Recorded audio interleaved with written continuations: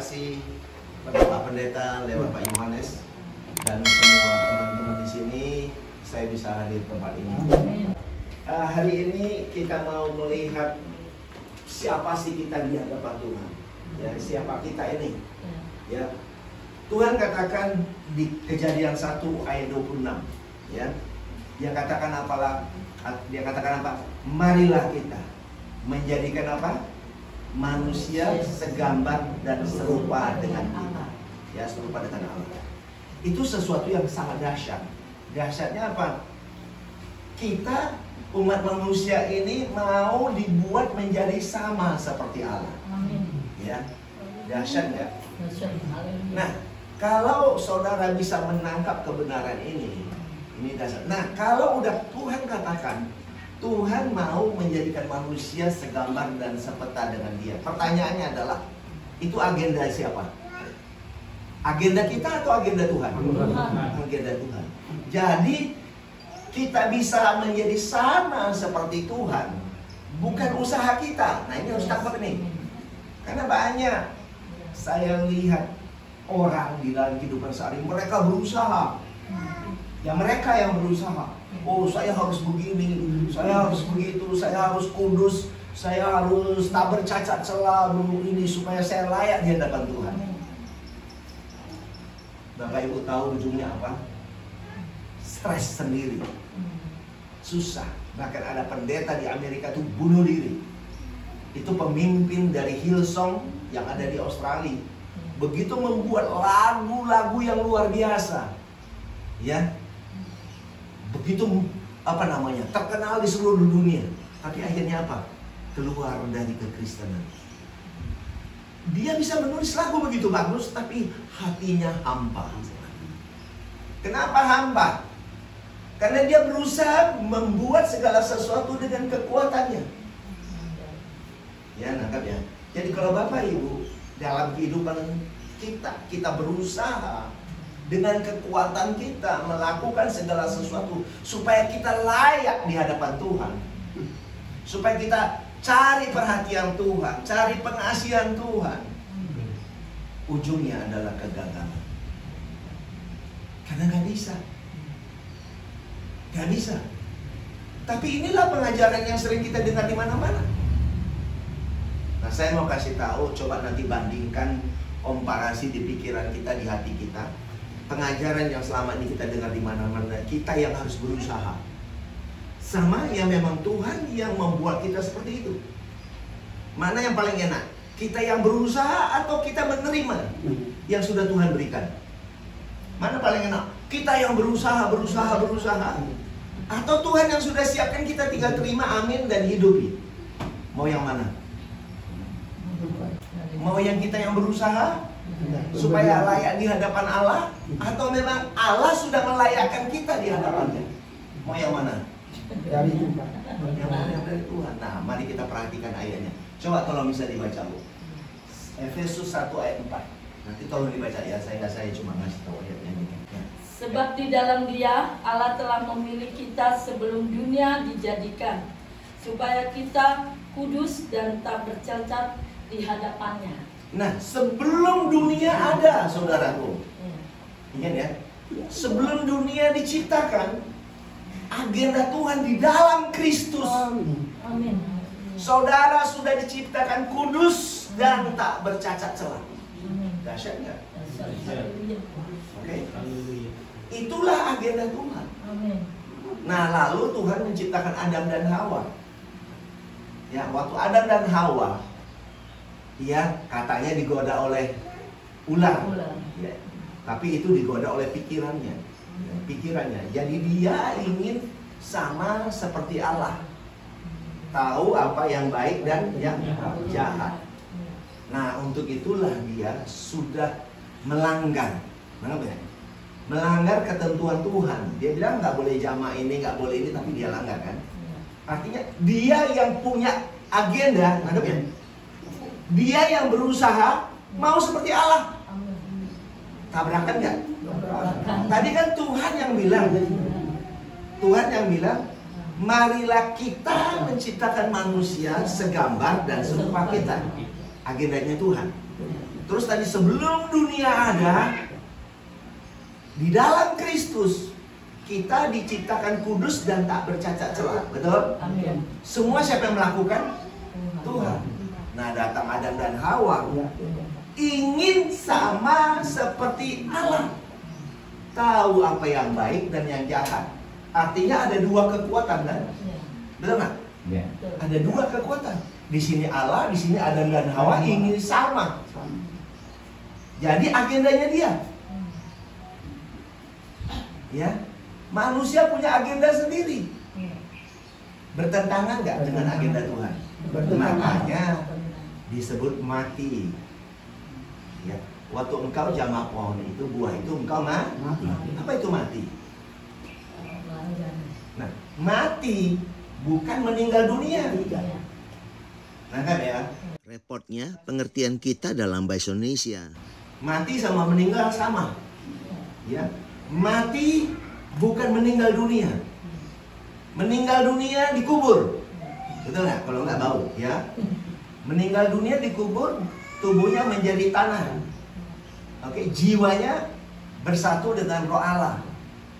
Roh Allah. Saya nggak bilang roh manusia. Roh Allah. Karena kita sudah diberi roh Allah. Yang diselamatkan apa, Bapak Ibu? Apa? Jiwa. Ya, 1 Petrus 1 ayat 9. Ya. 1 Petrus 1 ayat 9 katakan, engkau telah mencapai tujuan imanmu, yaitu apa? Keselamatan jiwamu. Jadi saudara, waktu kita percaya kepada Yesus, bahwa Yesus telah turun ke bumi, mati di kayu salib, bangkit dan pencurahan Roh Kudus. Waktu Anda menghidupi itu, hidup bersatu dengan Dia, maka saudara selamat jiwanya. Amin. Bukan badan saudara. Ya, bukan badan saudara. Jiwa saudara bersatu dengan roh Allah. Amin. Maka pikiran Anda menjadi tenang. Karena jiwa kita ini, pikiran kita itu diberi kehendak bebas oleh Tuhan. Amin. Waktu kehendak bebas kita itu liar, tidak searah dengan kebenaran firman Tuhan, tidak dipimpin oleh Sang Roh, maka hidup kita amburadul. Artinya kita yang berkuasa atas diri kita. Betul? Maka coba tolong dibaca Galatia 2 ayat 19 sampai 20. Ya, Galatia 2 ayat 19 20. Sebab aku telah mati oleh hukum Taurat, untuk hukum Taurat, supaya aku hidup untuk Allah. Ya. Aku telah disalibkan dengan Kristus. Namun aku hidup, tetapi bukan aku lagi, aku sendiri yang hidup, melainkan Kristus yang hidup di dalam aku. Dan hidupku yang kuhidup sekarang di dalam daging adalah hidup dan iman dalam anak Allah yang telah mengasihi aku dan menyerahkan dirinya untuk aku. Ada amin, saudaraku. Amin. Jadi tadi kita sudah bercerita bahwa kekudusan tidak bercacat celah, menjadi sama seperti Dia, agenda Tuhan. Maka sesuai dengan 1 Petrus 1 ayat 20 dia katakan, ya, sebelum dunia ada, Kristus sudah ada. Tapi karena kamu, Dia turun ke bumi di zaman akhir. Ya. Jadi waktu Dia turun ke bumi, mengajar kebenaran, mengajarkan Injil Kerajaan Allah sampai mati di kayu salib, itu demi umat manusia. Karena umat manusia waktu itu, zaman itu mereka terikat oleh apa? Satu hukum yang disebut hukum Taurat. Nah, tak satu pun manusia di bumi ini yang bisa melakukan hukum Taurat dengan sempurna. Dari 10 hukum Taurat diterjemahkan menjadi 613 peraturan. Tak satu pun umat manusia mampu melakukannya, maka manusia bertambah, dosanya bertambah-tambah oleh karena adanya hukum Taurat. Ya. Jadi tak satu pun. Jadi orang Yahudi zaman itu, ya, orang Farisi, orang ahli Taurat, Semua mereka jatuh di dalam dosa, bukan karena mereka jahat, bukan. Mereka bukan pembunuh, bukan pemerkosa, bukan, enggak. Gara-gara mereka terikat hukum Taurat, dan mereka yang berusaha supaya mereka sempurna. Enggak. Hukum Taurat adalah implementasi dari pohon pengetahuan baik dan jahat yang ada di Taman Eden, yang tadi dipegang oleh Adam dan Hawa. Nah, dan itulah yang diimplementasikan dalam kehidupan sehari-hari menjadi hukum Taurat. Nah, hukum Taurat adalah manusia berusaha sedemikian rupa melakukan kebaikan-kebaikan, segala sesuatu kebajikan, hanya untuk dinilai bahwa mereka sempurna. Dan itu gagal total. Maka Yesus turun ke bumi apa? Menjadi kutub hukum Taurat. Dia menerima kutub dosa itu, dia tampung dalam hidupnya. Maka dia harus mati di kayu salib. Untuk apa? Tadi itu menggenapkan hukum Taurat dalam kematian. Untuk itu, saudaraku, kita tidak hidup di bawah hukum Taurat. Kita hidup di dalam apa? Kasih karunia. Jadi sebenarnya Alkitab itu mudah banget kalau kita ngerti. Ya. Kalau kita mengerti, karena ada dua hal: hidup di dalam hukum Taurat atau mau hidup di dalam kasih karunia. Nggak boleh jadi es campur. Ini nggak boleh campur-campur aduk, ini hukum Taurat dengan ini nggak boleh campur aduk dalam kehidupan saudara dan saya. Karena hukum Taurat sudah tidak berlaku di mata Tuhan, tapi di mata pendeta banyak berlaku. Di gereja-gereja berlaku, di sinode masih berlaku, tapi di mata Tuhan tidak berlaku. Saudara, saya mau mengajak saudara jangan pernah berkata saudara orang berdosa. Sorry Pak Pendeta. Jadi kalau saya tidak pernah minta pengampunan dosa.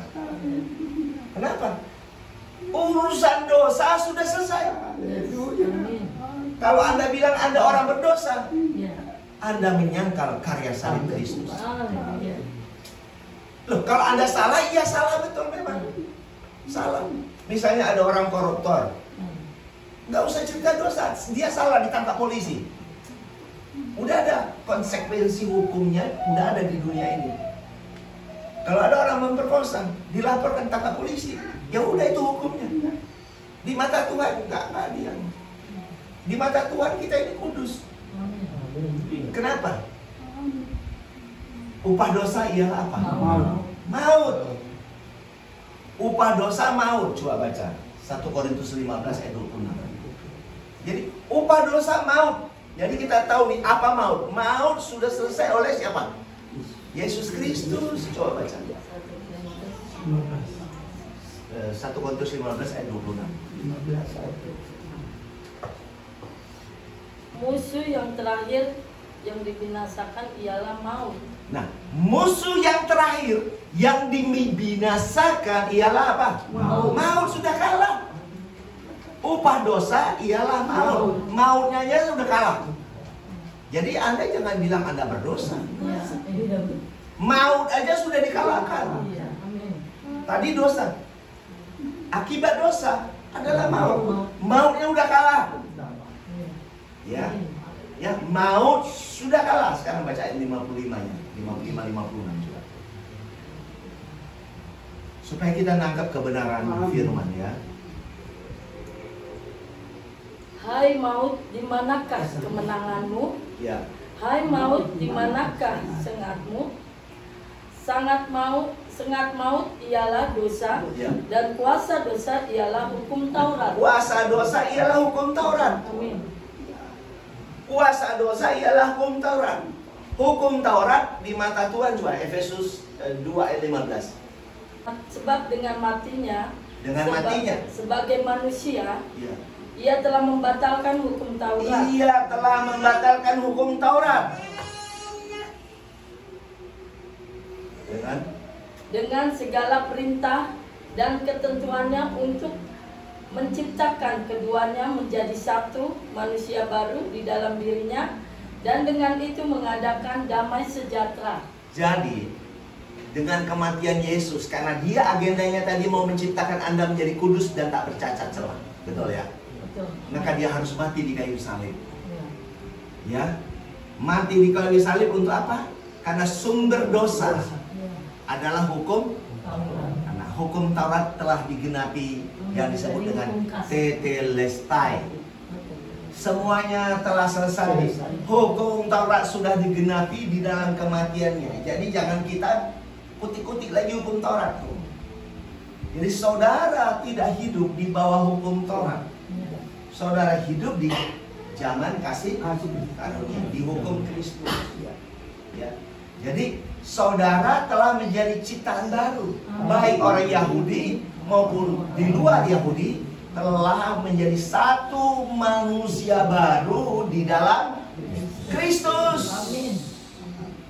Nah, inilah yang dikatakan tadi, marilah kita menjadikan manusia segambar dan serupa dengan kita. Nah, kita telah menjadi satu manusia baru di dalam Kristus. Yesus. Maka, nah, coba baca. Maka 2 Korintus 5 ayat 16. Maka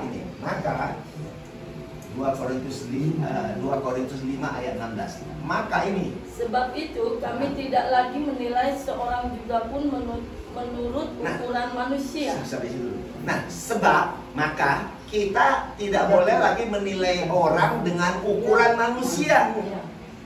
Karena kita telah menjadi manusia baru di dalam Yes, amin. Kristus. Coba berlanjut.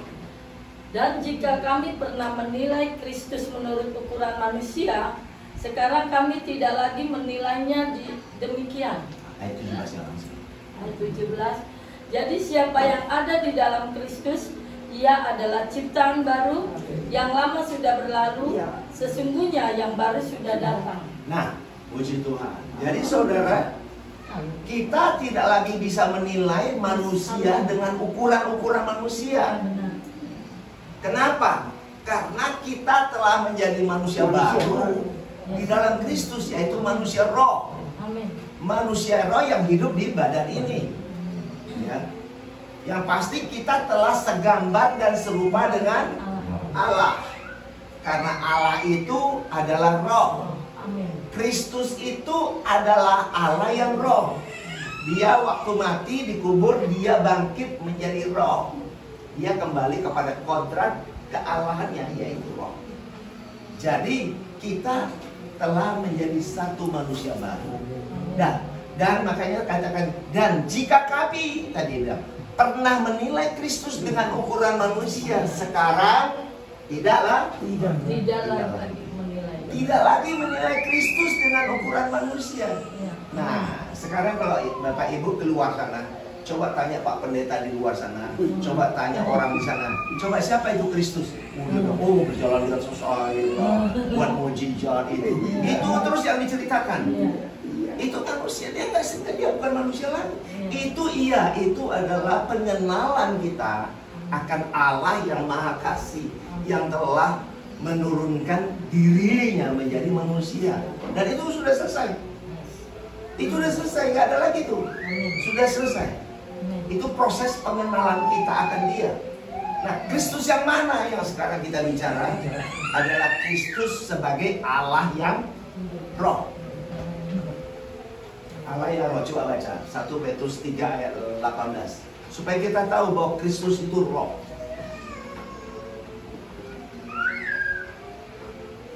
Sebab juga Kristus telah mati sekali untuk segala dosa kita. Ya. Ia yang benar untuk orang-orang yang tidak benar, supaya ia membawa kita kepada Allah. Ia yang telah dibunuh dalam keadaannya sebagai manusia, tetapi yang telah dibangkitkan menurut roh. Dibangkitkan menurut roh. Jadi Kristus telah bangkit menurut roh. Nah, ayat 1 Korintus 15 ayat 45. Ini penekanan yang perlu dipelajari betul. 1 Korintus 15 ayat 45. Ayat 45. Ya.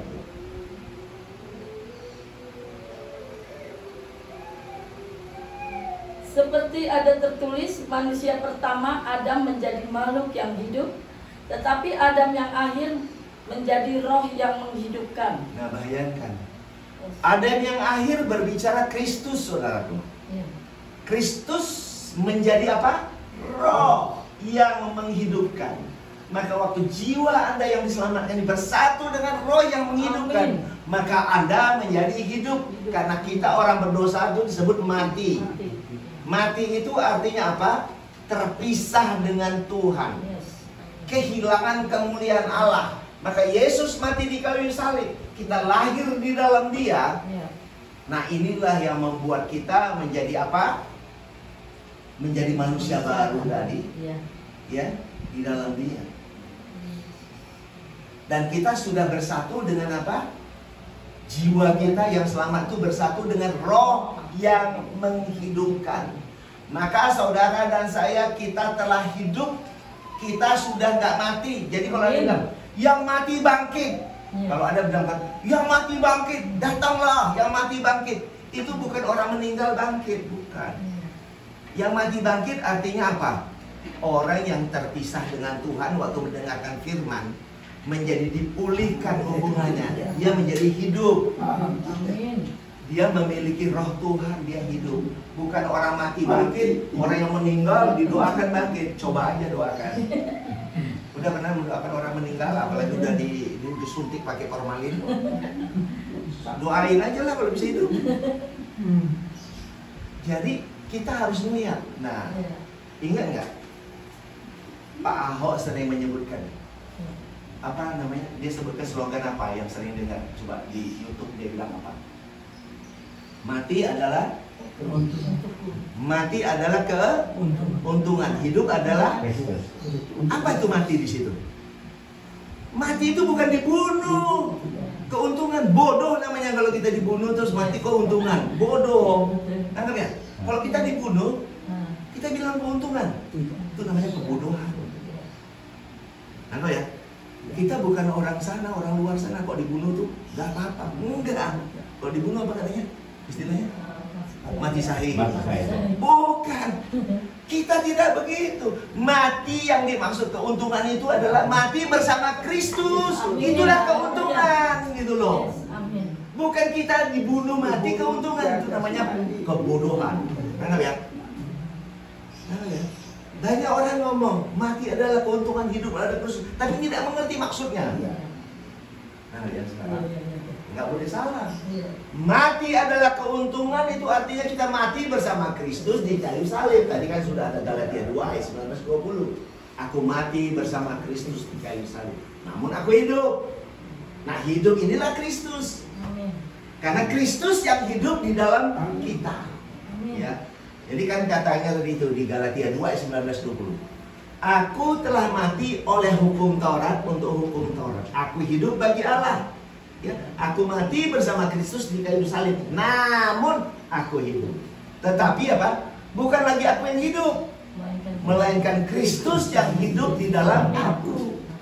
Hidup yang aku hidup di dalam daging ini hidup oleh iman dalam Anak Allah. Yang telah mengasihi aku dan telah menyerahkan dirinya bagiku. Bukan iman saudara, bukan. Iman dalam Kristus. Nah, ya. Jadi saudara, ini luar biasa kalau saudara menangkap kebenaran. Nah, kemudian yang terakhir, mungkin terakhir lain. Efesus 2 ayat 4-6. Biar saudara tahu, jangan saudara nanti beranggapan saudara udah dikubur. Sudah dikubur di dalam tanah, nanti akan bangkit. Karena di luar sana begitu. Ini ayatnya nggak bilang begitu. Ya, ingat loh, ayat tidak berkata demikian. Kita based on ayat. Jangan terikat dengan apa yang dikatakan bapak-bapak gereja itu. Sorry to say ini, sorry to say. Dan semua agama itu sudah dipolitisir oleh Romawi, oleh situasi saat itu. Jemaat waktu itu nggak boleh pegang Alkitab, semuanya ngomong dengerin yang diomongkan oleh pendetanya, oleh pastornya. Jadi mereka nggak cerdas, nggak ngerti, ngikut aja. Jadi dibilang nanti kebangkitan daging dan hidup yang kekal, percaya aja. Banyak sampai pendeta, saya udah ketemu beberapa pendeta. Pak Gitra nggak percaya nanti kalau kita udah meninggal hidup lagi. Ya nggak percayalah. Tidak begitu akhirnya. Sekarang kita baca ayatnya. Ini kita baca ya. Catat ini Efesus 2 ayat 4 sampai 6. Ya baca. Supaya kita tidak salah mengerti, memahami kebenaran firman Tuhan. Tak boleh salah. Tetapi Allah yang kaya dengan rahmat oleh karena kasih-Nya yang besar yang dilimpahkannya kepada kita. Ayat 6. Enggak, ayat 4 sampai 4, 5, 6. Nah, ayat 5. Telah menghidupkan telah menghidupkan kita bersama-sama dengan Kristus. Telah menghidupkan kita bersama-sama dengan Kristus. Kenapa? Karena orang dulu itu, Adam dan Hawa dan manusia zaman dulu itu udah mati karena dosa. Maka Yesus mengambil alih kematian itu di kayu salib. Maka waktu Yesus ini kita telah dibangkitkan bersama Kristus menjadi manusia baru itu tadi. Ayo. Sekalipun kita telah mati oleh kesalahan. Kita telah mati oleh kesalahan, oleh dosa udah mati. Ya, tapi kita sudah dibangkitkan. Terus oleh kasih karunia kamu diselamatkan. Oleh kasih karunia kita telah selamat, jiwa kita selamat. Lanjut. Dan di dalam Kristus. Ya. Ia telah membangkitkan kita dan memberikan tempat bersama-sama dengan Dia di dalam surga. Bahagia nggak? Oh, bahagia. Sudah di dalam surga belum? Belum, masih duduk sini katanya kan gitu kan. Jadi saudara bukan lihat badan saudara, lihat jiwa saudara yang sudah dimenangkan manusia baru saudara. Jadi kita ini sudah mati dengan kesalahan-kesalahan kita. Kita sudah bangkit bersama Kristus. Amin. Jadi kita nggak mati lagi. Kita sudah bangkit bersama Kristus dan ditempatkan bersama Kristus di surga. Amin. Bayangkan saudara. Nah kalau saudara sekarang nggak happy dalam hidup saudara, ya rugi sendiri. Iya benar. Saudara sudah bersatu dengan Dia. Nah itu bahasa Indonesia, bahasa Inggrisnya punya nggak? Iya benar. Nah, ini bahasa Inggrisnya. Yang bahasa Inggrisnya sangat dahsyat. Ini baca. Bahasa Inggrisnya yang ini. Nah, dengar baik-baik ya. Yang ayat 6. And He raised us up together and made us sit together in heavenly place in Christ Jesus. Nah, ya saya ulang ya. Dia bilang apa di sini? Ya ayat 6. Tadi sama-sama dibangkitkan dia. And had raised us up together, dibangkitkan bersama Dia, and made us sit together, dan membuat kita didudukan bersama-sama dengan Dia in heavenly places in Christ Jesus, di alam sorgawi, di tempat suasana sorgawi, di dalam apa? Kristus Yesus. In Christ Jesus. Sorga ada di mana? Bapak Ibu?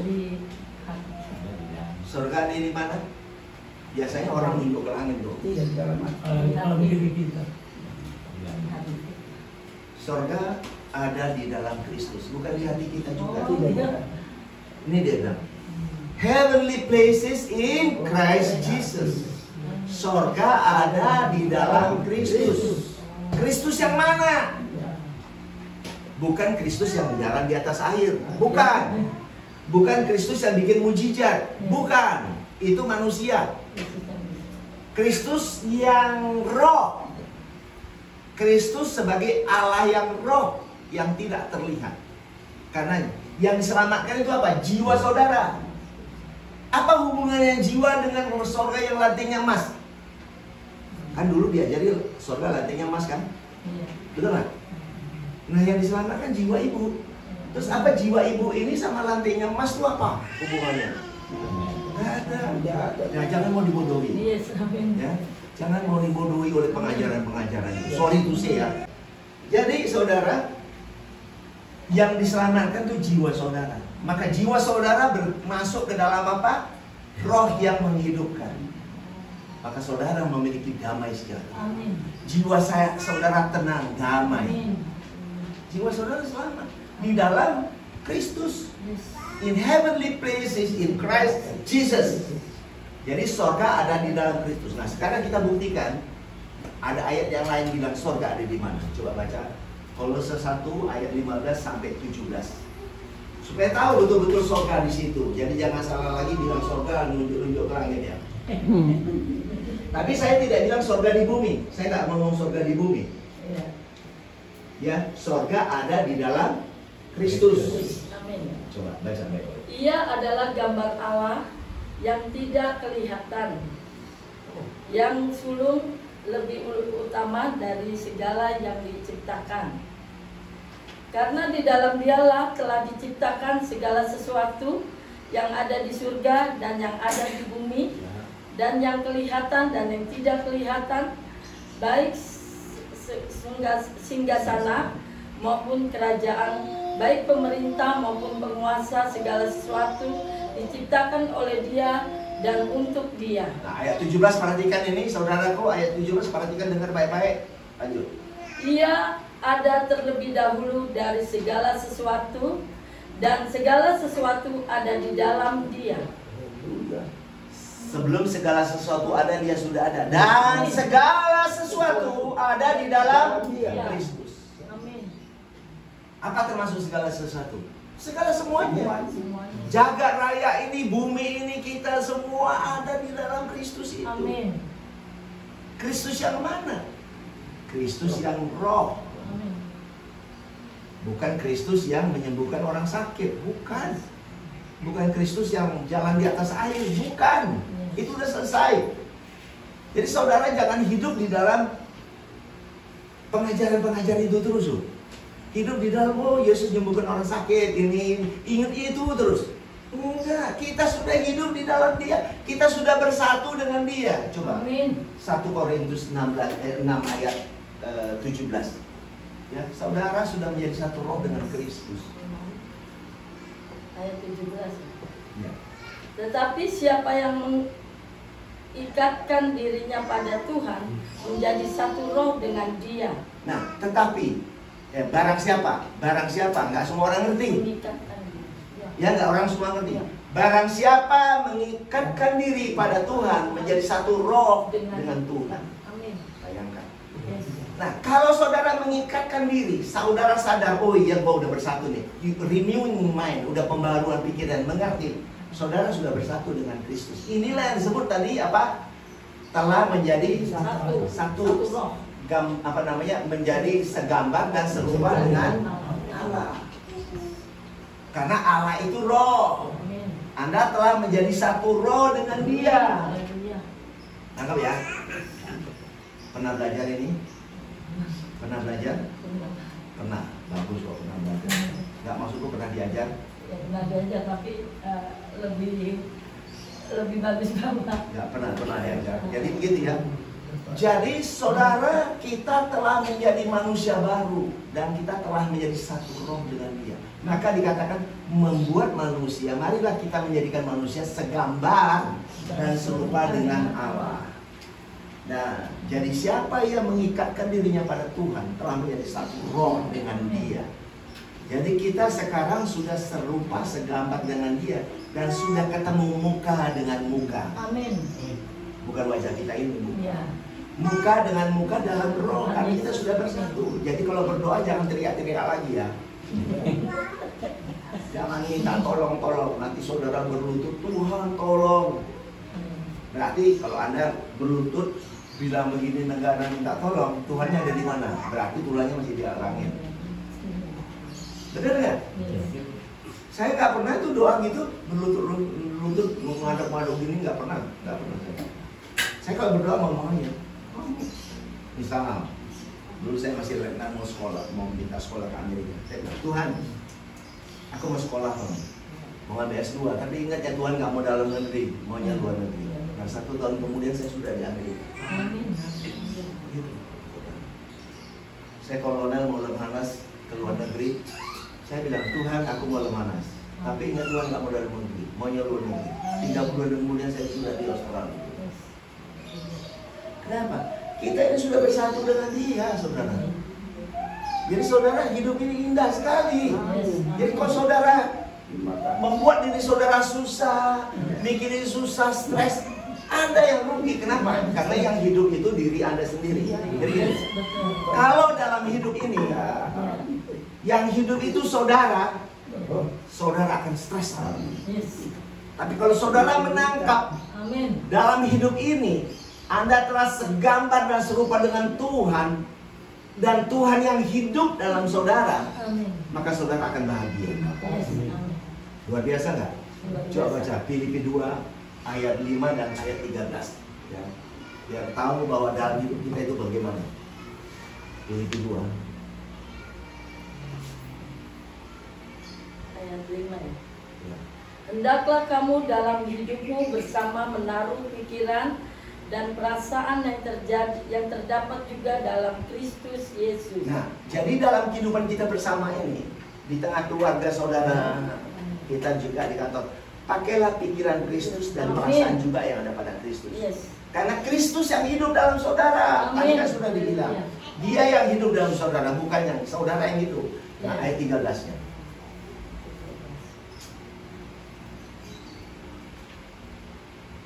Karena Allah lah yang mengerjakan di dalam kamu baik kemauan maupun pekerjaan menurut kerelaannya.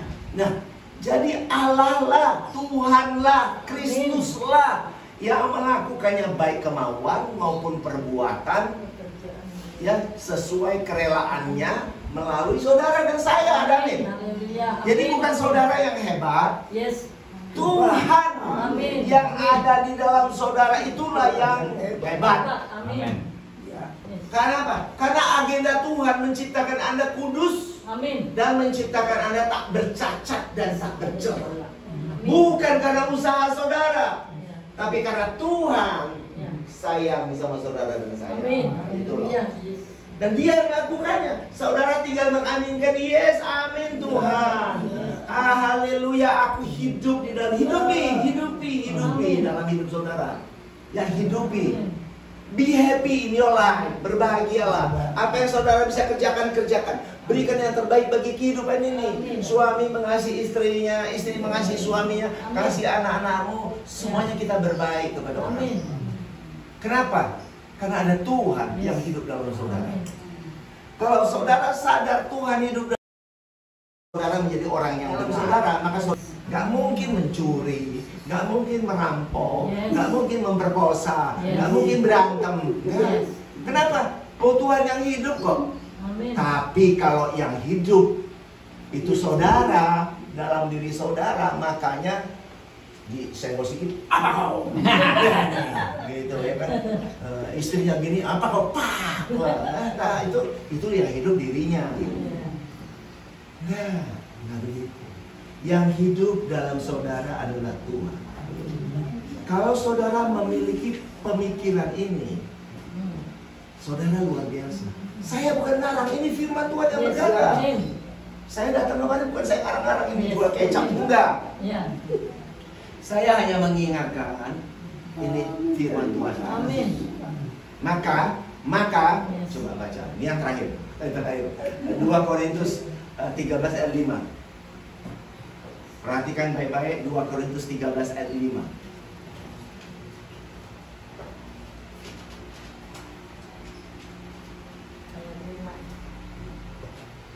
Ujilah dirimu sendiri, apakah kamu tetap tegak di dalam iman?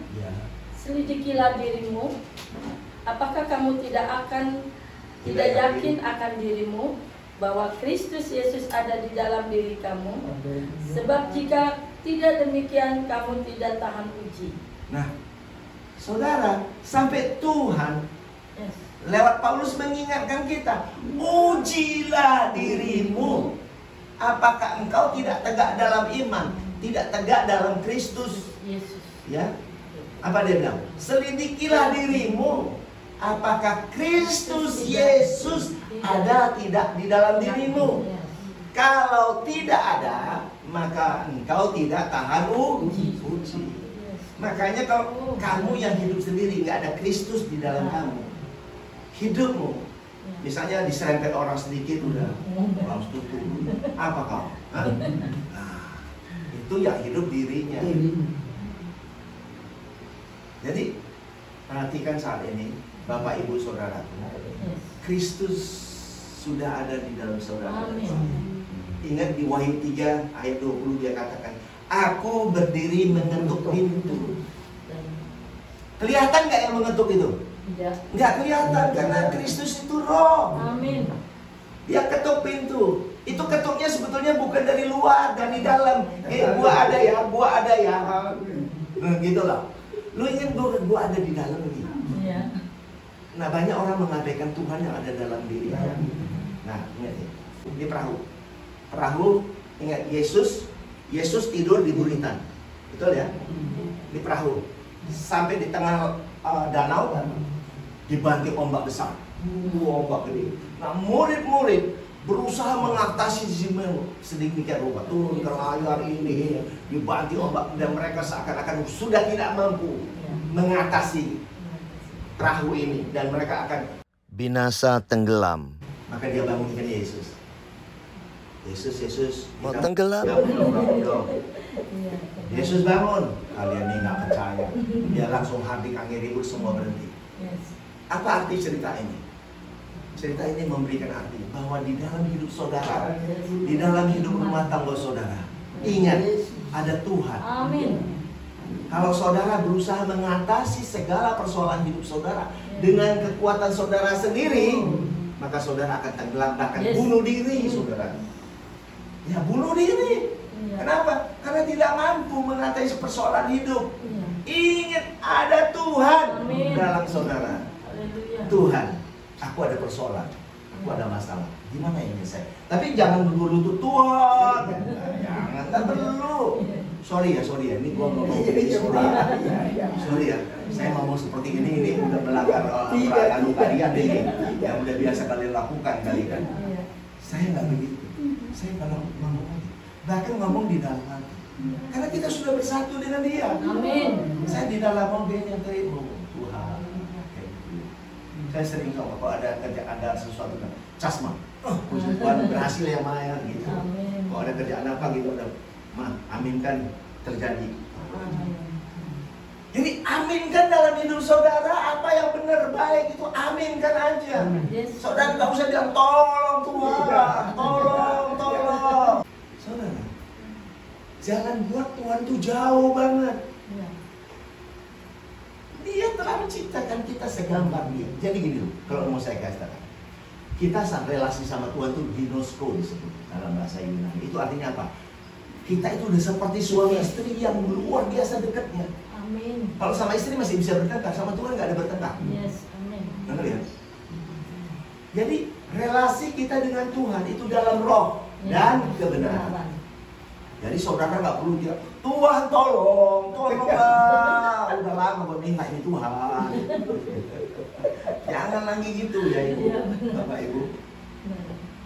Kita sudah bersatu dengan Dia. Amin. Tuhan tuh peduli sama saudara. Amin. Karena saudara mempelainya. Kita bersatu dengan Dia. Kita tubuhnya, Dia kepala. Ya?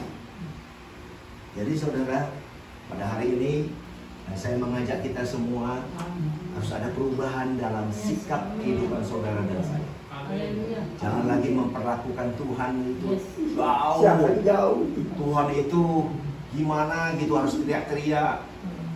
Ya enggak perlu teriak. Karena saudara sudah bersatu dengan Dia. Amin. Saudara sudah menjadi satu dengan Tuhan. Ya. Nah, pemahaman ini nggak mudah dipahami oleh banyak orang kalau Anda tidak mau memperbarui pikiran saudara. Jadi pikiran saudara jangan sampai ngeblok. Ngeblok. Saya masih Tuhan masih jauh di langit sana, masih duduk di sebelah kanan Allah Bapa. Itu sebelah kanan Allah Bapa itu satu perumpamaan. Jadi kalau dia bilang Yesus duduk di sebelah kanan Allah Bapa, bukan berarti dia ada dua. Nggak begitu ya. Kalau pahami ya. Jadi jangan salah membaca firman Tuhan. Jangan diartikan literal, semua dibaca literal seperti itu. Gitu ya. Jadi tolong ini menjadi perhatian. Satu, saya kasih tahu lagi. Kalau Tuhan dibaca di Alkitab, baca Alkitab. Kalau dia bilang, Tuhan menciptakan langit dan bumi.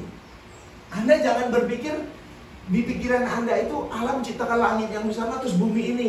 Enggak, bukan. Nah ini coba dah nih kalau Anda mau tahu. Tidak, ingat bangsa Yahudi waktu itu menjadi budak di Mesir.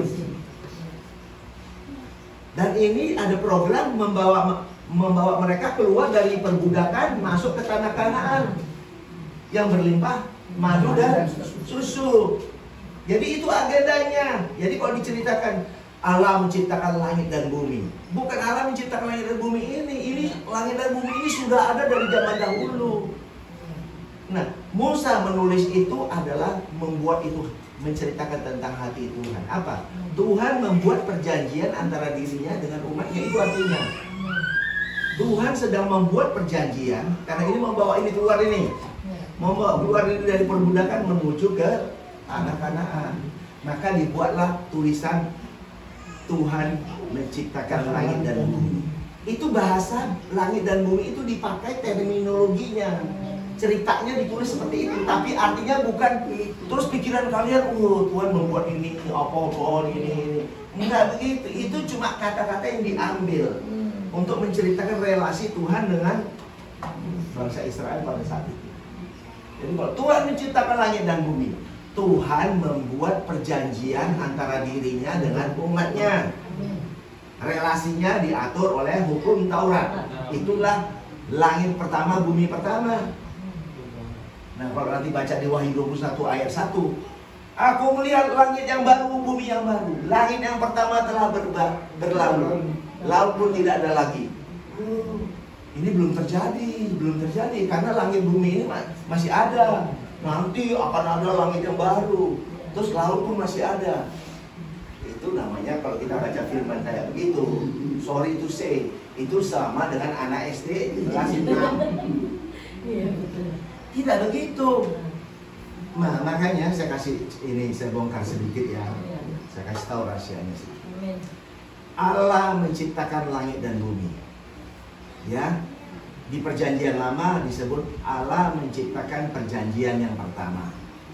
Itulah perjanjian lama, di mana relasinya antara dia dengan Tuhan, manusia dengan Tuhan, diatur oleh hukum Taurat, di mana relasinya terselenggara di dalam bait suci Allah, di tabernakel. Itulah langit pertama, bumi pertama. Langit baru, bumi baru adalah perjanjian yang baru antara Tuhan dengan umatnya, di mana relasinya telah terjadi di dalam bait suci yang baru, yaitu di orang percaya. Terjadinya di dalam tubuhnya ini, kita orang percaya ini relasinya dalam roh dan inilah langit baru, bumi baru. Jadi saudara dan saya telah hidup di langit baru, bumi baru. Amin. Maka dikatakan langit pertama, bumi pertama telah berlalu. Artinya bait suci Allah sudah hancur. Tahun 70 masih yang dulu udah nggak ada. Saudara menjadi bait suci yang baru, di mana disitulah terjadi relasi yang baru dalam roh dan kebenaran. Dulu hukum Taurat itu ritual potong binatang lah, itulah. Nah itu langit pertama, bumi pertama telah berlalu. Pasti nggak pernah diajarin. Nah, karena ini Pak Johannes ini. Sorry to say lah ya. Jadi ini pengertiannya. Laut pun tidak ada lagi, artinya di dalam Kristus, di dalam relasi kita dengan Tuhan tidak pernah ada kematian, karena kita telah hidup kekal di dalam Dia. Amin. Nah kalau orang terus menyerang, oh ayat 4 Pak Gisam tidak ada air mata. Iya, di dalam Kristus tidak ada air mata. Nah fisik kita iya, kalau ada yang meninggal sedih, iya betul. Tapi di dalam Kristus tidak ada air mata, tidak ada kesedihan, tidak ada apa-apa. Be happy in your life gitu loh. Jadi saudara, hari ini kita belajar berapa nih? Banyak hal ya. Sudah ada langit baru, bumi baru. Ya saudara sudah hidup langit baru, bumi baru. Kemudian apa? Relasi saudara dengan Tuhan dalam roh dan kebenaran. Kemudian saudara sudah menjadi manusia baru. Anda telah kudus, ya tak bercacat celah. Jadi kalau saudara bilang saudara orang berdosa, artinya saudara menyangkal karya salib, menyangkal kesatuan dengan tubuh Kristus. Kalau yang hidup saudara, maka saudara akan banyak melakukan kesalahan. Kalau yang hidup saudara, tapi kalau Tuhan yang hidup dalam saudara, hidup saudara akan benar. Coba deh, percaya deh. Coba. Saya disuguhin cewek aja gak mau, saudara. Saya di Filipina, ya, sama teman itu, ya, waktu saya lamaras di Australia, datang ke Filipina, dijemput saya kan di hotel kan. Mau kemana bro? Cari cewek kita. Biasa laki-laki seneng ya. Ya. Biasa laki-laki suka kalau siapa yang suka. Biasa. Kalau yang di sini enggak. Enggak ada bedanya maksudnya.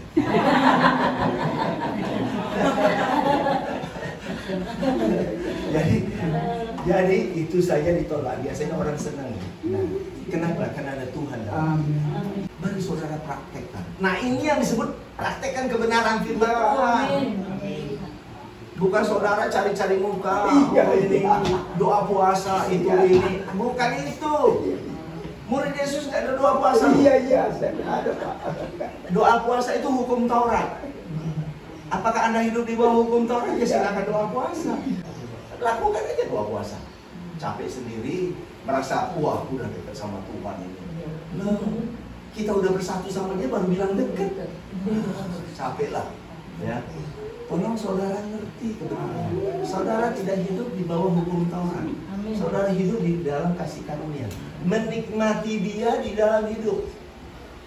Rest in Christ. Saudara menikmati istirahat di dalam Dia, menikmati berkat-berkat keselamatan. Segalanya ada. Happy. Sehingga waktu saudara tenang dalam hidup saudara, tahu nggak? Pikiran saudara ini menjadi jernih. Tuhan akan memberikan inspirasi. Ada ininya, oh ini bisa ini. Semua peluang-peluang itu bisa terbuka. Tuhan memberikan hikmat dalam hidup kita.